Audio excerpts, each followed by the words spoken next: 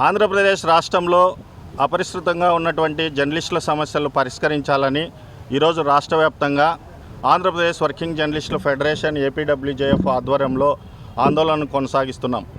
అదేవిధంగానే ప్రధానంగా ఆంధ్రప్రదేశ్ రాష్ట్రంలో ప్రభుత్వాలు మారుతున్నా, మరి ప్రభుత్వ అధికారులు మారుతున్నా, జర్నలిస్టుల సమస్యలు మాత్రం పరిష్కారం కాకోకుండా అట్లనే ఉన్నాయి.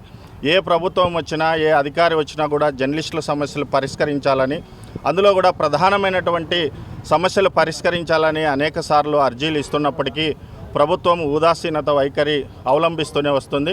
అందుకనే ఇవాళ రాష్ట్ర వ్యాప్తంగా అన్ని ప్రాంతాల్లో, అన్ని నియోజకవర్గాల్లో మండల కేంద్ర స్థాయి నుంచి కూడా మరి అధికారులకి అర్జీ ఇచ్చేటువంటి కార్యక్రమానికి ఈరోజు ఏపీడబ్ల్యూజేఎఫ్ మరి పిలుపునివ్వడం జరిగింది. అందులో భాగంగానే అనంతపురం కలెక్టరేట్ గారికి వచ్చి ఇక్కడ జాయింట్ కలెక్టర్ గారికి మరి వినతిపత్రం ఇవ్వడం జరిగింది.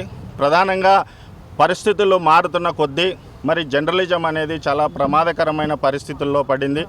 మరి ఈ జర్నలిజం వృత్తికి మరి భద్రత లేకోకుండా పోయింది. మరి భద్రతకు ఒక కమిషన్ ఏర్పాటు చేయాలని చెప్పేసి చాలా రోజుల నుంచి కూడా ఏపీడబ్ల్యూజేఎఫ్ డిమాండ్ చేస్తుంది.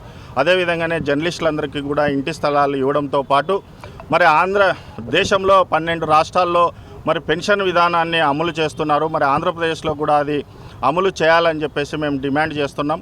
అనేక సందర్భాల్లో అధికారులకి, ప్రభుత్వ పెద్దలకి మేము విన్నవించినప్పటికీ కూడా కేవలం జర్నలిస్టుల మీద సానుభూతి చూపిస్తారు తప్పితే మరి సమస్యల పరిష్కారానికి మాత్రం శ్రద్ధ చూపడం లేదు.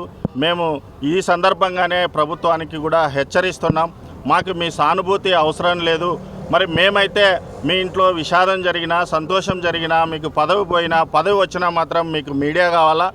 మరి మాకు మాత్రం మీరు ఏదైనా సమస్యలు చెప్తే మాత్రం సానుభూతితో చూస్తున్నారు. కాబట్టి మేము ఇది బాగా ఒక హెచ్చరికగా ఈ వేదికగా చెప్తున్నాం. దయచేసి ప్రభుత్వం జర్నలిస్టుల సమస్యల పట్ల మరి సానుకూలంగా స్పందించి మరి ఆ రోజు విజయవాడలో మరి ర్యాలీ సందర్భంగా ఐటీ శాఖ మంత్రి పార్థసారథి గారు ఇచ్చినటువంటి హామీలను వెంటనే నెరవేర్చకపోతే రాష్ట్ర వ్యాప్తంగా ఈ ఉద్యమాన్ని మరింత ఉధృతం చేస్తామని చెప్పేసి ఈ సందర్భంగా మరి ప్రభుత్వానికి